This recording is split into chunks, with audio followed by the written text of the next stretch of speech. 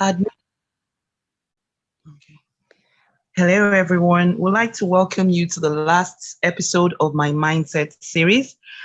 Today, we are going to talk about the mindset of our kids in present times. Now, before we go on right to the topic, I'd like to quote something from Carol Dweck, which says, if parents want to give their children a gift, the best thing they can do is to teach their children to love challenges, be intrigued by mistakes, enjoy effort, and keep on learning. Now, today I have a special guest to discuss this topic with me. Before I introduce her, I'd like to tell you a little bit about her. Our guest today is an educationist and a politician. She is the founder of the Minders Montessori Private School in Lagos. She has a master's in public health. She is presently running for the seat in the House of Assembly in Lagos State. Now, permit me to welcome Mrs. Arinola Oloko. Welcome, madam.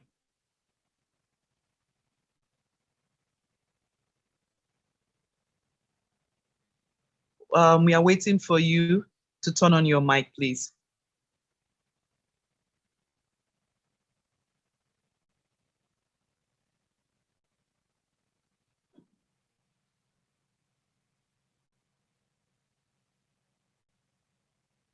Okay. While we are waiting for her to turn on her mic, I would like to continue giving some insights on today's topic.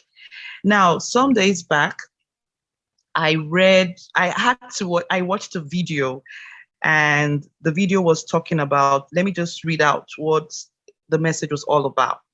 It says, you remember that dream Joseph had, that his brothers were bowing to him. The dream did come true, but the dream was about his future, not the challenges he was going to pass through before all that happens. Now, most times when we see the whole picture of the struggle we need to go through before we get to that dream of ours, we get scared and withdraw. So it is right for our kids to be taught how to face challenges no matter what comes their way. They should have the right mindset. Yes, some of our kids are abused at an early age, but when we start teaching them how to have the right mindset, speak out, don't be scared. Know that something is wrong and fight it. Now, I don't know if our guest speaker is ready to say something now.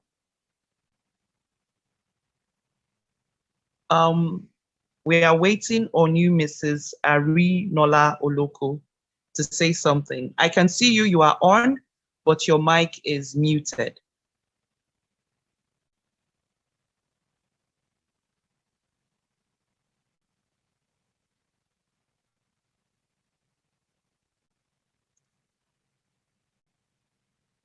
Hello? Hello. Yeah, finally.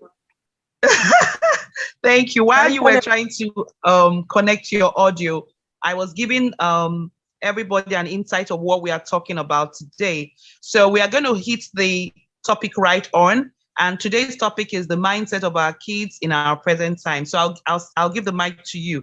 Let's talk about it.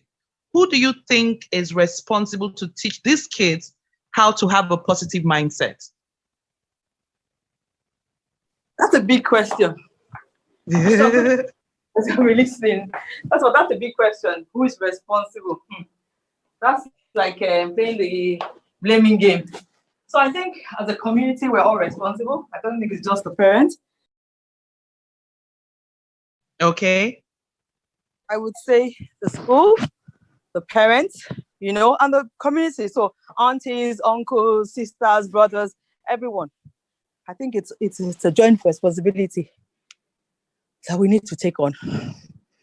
That would be my take.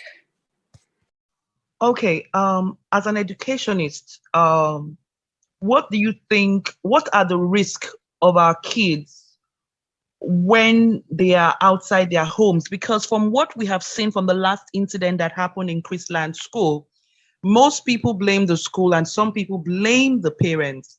Now, as an educationalist, how do we protect our kids, or how do we start teaching our kids to have the right mindset. And even if they are abused at any point, to ask them to speak up.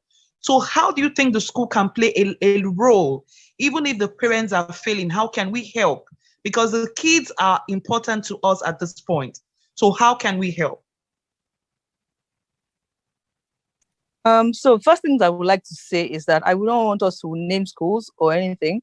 It just so happened that this particular school, it came out in the public. I can assure you that probably happens everywhere, even in our homes as well. And nobody comes out to say, oh, so parents, you know what I mean? So I think it's just a general issue that might become a bigger issue if it's not dealt with, that I think we should just look at it in generality, not look at it particularly to this is what happened to one person, or this is not happened to one person. I think it's easier that way. Then we can actually face it head on. I think one of the things about it is that these issues have happened since, I don't know how to say it, it's always been there in this world. It's nothing new. It is nothing new. It has always happened. It's always been there, even with us growing up. Even I'm over 50 now, and I'm sure it was there. I know for a fact that it was there, even at that time. So I think we just need it's just that the children these days are a bit different from us, because there's so much at the touch of a button. Everything happens. The technology is out there. The information that they desire is out there. Information that they don't desire is out there. Everything is just there at their beck and call, just easily, readily available. So because of that pace, we need to think about parenting a bit different from the way we understand parenting. So like I always say, unfortunately, is one job that we all get to do, that we don't have a manual. People can argue that we have a manual in the Bible, but then you see that Bible has been there for us for so many other things too, that we don't really pay attention to. And even as Africans, for instance, when we get, I don't remember buying an equipment and actually looking at the manual. I think I get stuck and I go back to the manual. So let us equate that to, that's the manual we have in the Bible. Is when we're stuck that we go back that way, which is always the problem. So back to the question is that I don't know if it's anybody specific person's role, but the school, yes, can play a very important role in like life skills. We can add that to the curriculum. So even as you teach sex education, you can actually teach safety as well. Teach things about how to look out for signs to look out for and things like that. Yes, we as the school can actually play a role in that manner. But I think if my parents told me to, it would be a lot more easier. It would be something that I remember when we were growing up. I don't know if you, I don't know, for us, if they said to us then that if you touch a guy, you're going to get pregnant. Yeah, I remember those times. If any guy comes near you, you won't even cough next to him or even want to stand there until you were old enough to understand that. But now you can't tell that to a 10-year-old self. 10-year-old already has an understanding of how it works. That's not you're going to get pregnant, you know. So I think technology is something that we're not paying attention to. We're not looking at the future. You see, when things like this happen, we make so much noise about it. But then when it dies down, everybody forgets and moves on. That is where the danger is. We already know that it can happen. We already know that it will happen and it's continue to happen. So what are we going to do? So like I said, yes, the school can do it and have a curriculum around life skills that can teach that. But the parents too can make sure that the environment at home too is safe, and that they're telling their children these are the things that, I mean, I have conversations with my son. My son is 16. My last boy is 16, and I have conversations with him because I realized that my daughter that is 25, even though she's smart, and I think she's very smart and very intelligent, I realized during the lockdown that she's naive. So, I mean, being smart can be mistaken for she knows everything and she's fine. And then you don't have those conversations that you need to have. Okay. You know, so the parents, the school, everyone needs to really be on board on this matter. And we need to all support each other.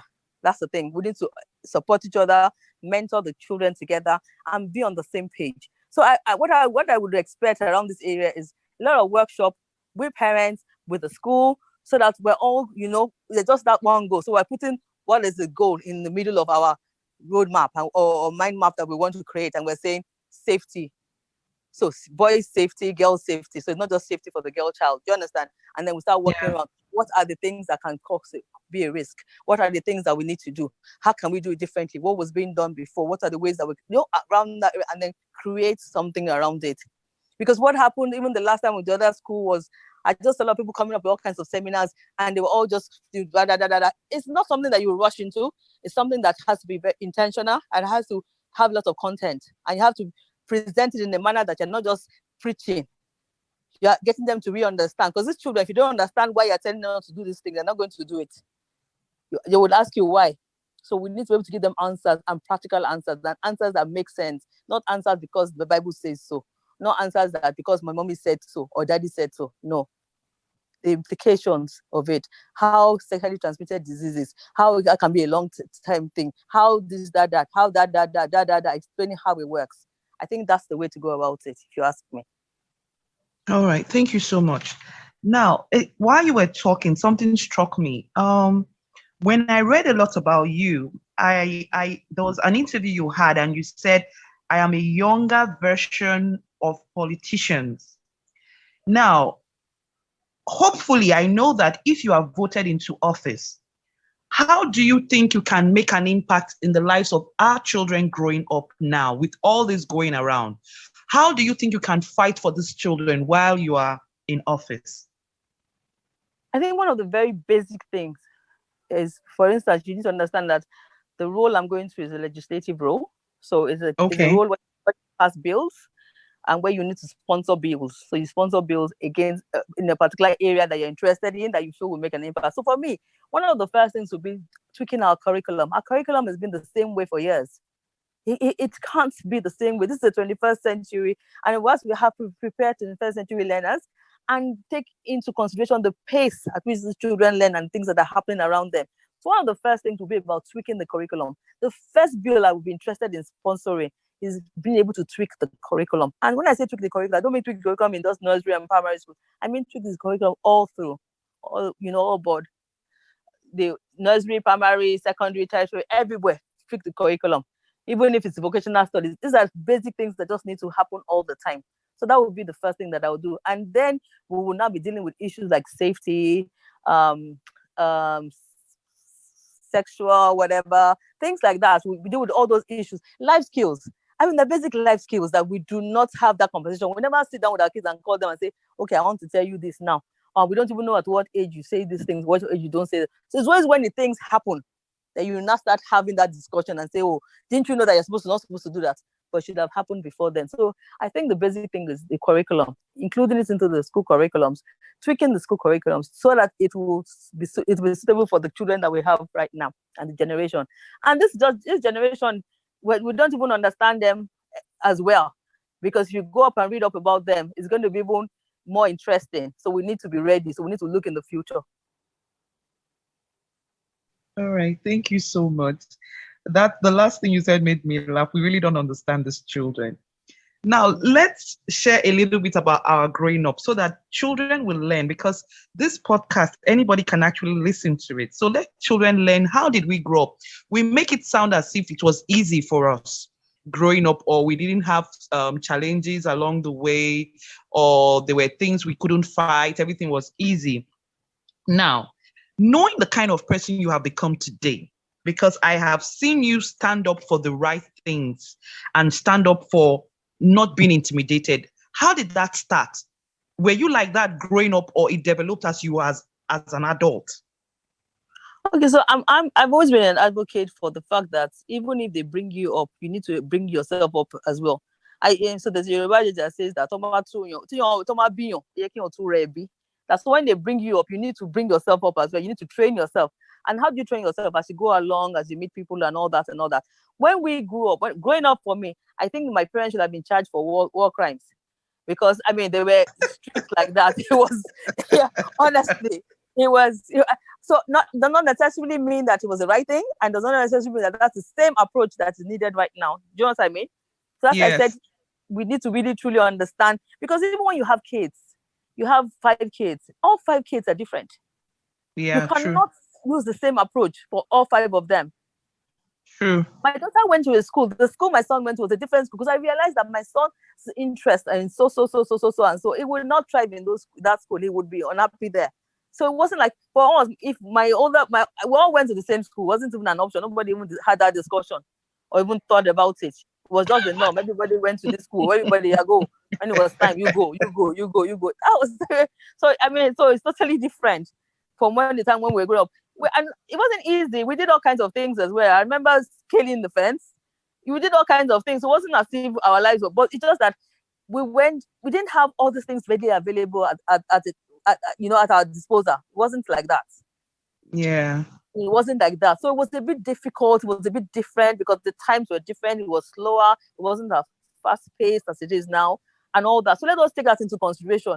But if you look at it, the thing, my daughter comes up and says she wants to do this hairstyle, and I smile because I've done that hairstyle before, or they want to wear these things, So the world still evolves. Just that now it's a faster world that we're in. It's a faster century, and things are just different.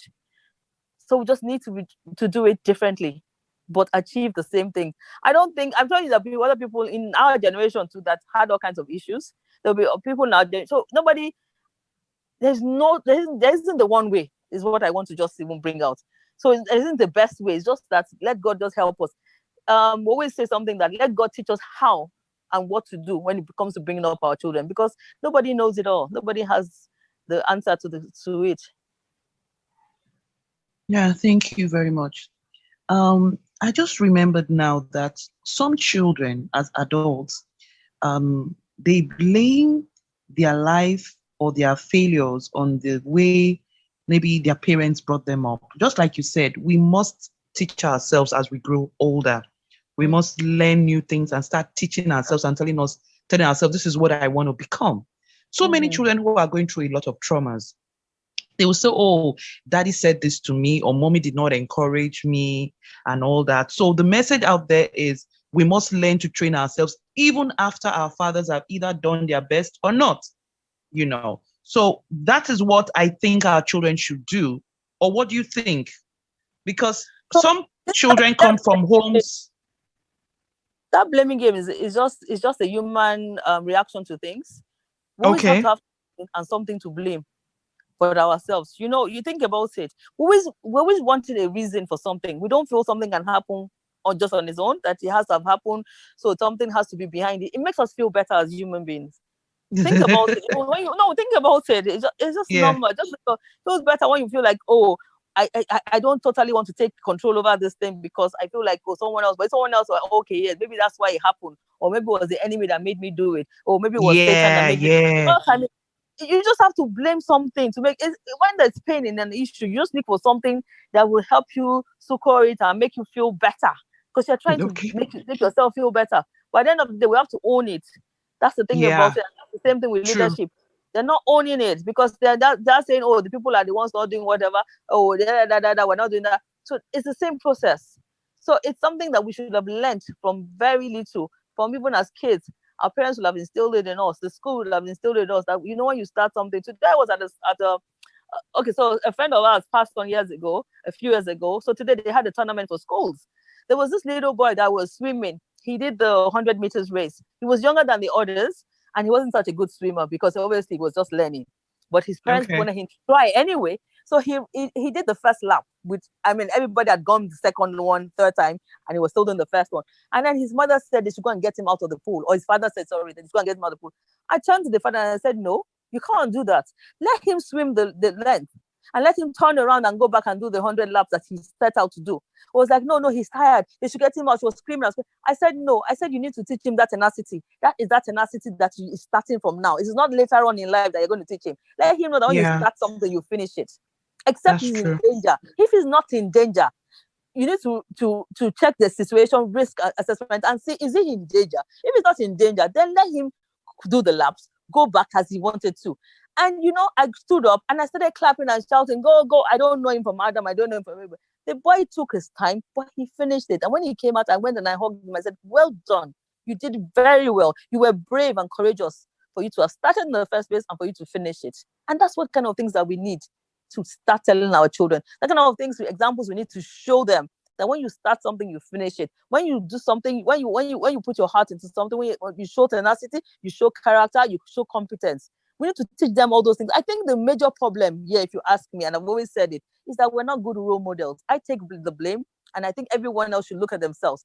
Are we good role models to these children? They look at us. It is what they see that they become. Are we good role models? Are we giving them good examples? Are we showing them good examples? Are we holding their hands? Are we telling Yeah. them one thing and doing a different thing? Yeah. Yeah. True. True. Okay, thank you so much. So what is your message to our kids of today, and most especially proprietors? I say this because most proprietors see what these children go through and they kind of hide it because they feel if they go public or call in their parents, the parents might pull out the kids.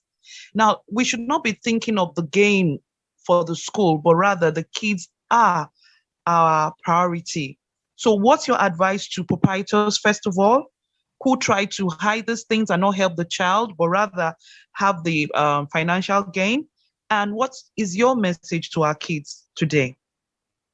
Okay, from my training, it tells me that the parents are the primary carers of the kids, first and foremost, before us. So I've had situations where parents will come and say, my child is in year 3, for instance. I want my child is very intelligent, very bright. I want my child to go to year 5. And I will like, where do you want me to throw the 1 year or the 2 year curriculum? Where do you want me to throw it? Because the curriculum, the way the curriculum and scheme of work is done is based on principles upon principles. You understand? So you'll have done one, you moved on to the next one. So Yes. I understand where proprietors are as per parents' influence and how parents feel like, yes, they are the primary carers and they can determine what they want to do and how you might be scared of losing your kids. For me, it has never been an issue. I mean, I tell them that even if I have 5 kids, we will continue to run. It's important to me that I know I'm doing the right thing. It's important to me that I know that I'm giving the kids all that they need to succeed in life. So, and I think most proprietors would be like that. So they wouldn't be cutting corners just because the parents of the fees and all that. I don't want to believe so. So I'm just gonna. It's a lot of work that we do. It's a lot of work that proprietors do. It's a lot of work that the teachers do. The school, a lot of work. It's not something that we can do on our own. So what I would say is I would encourage, not even a word to the proprietors, is encourage the parents to please partner with the school. Join hands with the school. Understand that it's a collective thing. Understand that the role does not lie with us alone, but with everyone. That it's a community. We have to build it together. So that's what I would say about that. Now, so the children, we love you so much. It is your time. We know your time is different from ours. We understand that we're old school and that your generation is different, but we love you enough to care for you. And we want want you to be the best that you can be. We don't want to limit you in any way. So help us, talk to us, teach us, tell us how you feel, and be free with us so we can get a good understanding of where we stand and we understand how you think and what you're feeling at every point in time. So that's the thing I would say. Be confident, children, speak up, and always let us know what it is that is going on with you as it's going on with you. That would be my 2 cents to the children. First and Thank you foremost, so we love much. them. Thank you. Thank you so much. Welcome. I appreciate your time and best of luck on the elections. I Thank know you I'm very going to see you on the victory party Amen. because I know you're going to win because you are chosen by God to lead our generation right. And I will say this before we end this meeting that the first time I watched you on TV, what you stood up for was for integrity and uprightness. And that made me proud of you and what you stand for. I wouldn't want to bring out the whole story, but we are proud of you for standing up and telling, which the way you responded, you showed that you are not a thug, that you were well groomed. And God bless you and for what you stand for. Thank you so much. Thank you very much. Thank you. I'd like to thank everyone who has followed my series from the beginning, the first episode. Today is the last episode, and I'm so glad that we've rounded up today and with our special guest, Mrs. Arinola Olotu. So thank you very much and have a lovely night. Thank you. Thank you, ma'am. Loco. Yes, thank you. Oh, loco, I'm sorry. I apologize. That's fine. I apologize. Thank you so much for your time. I appreciate it. All right, then. Thank you. Thank you for having me. Bye. You're welcome.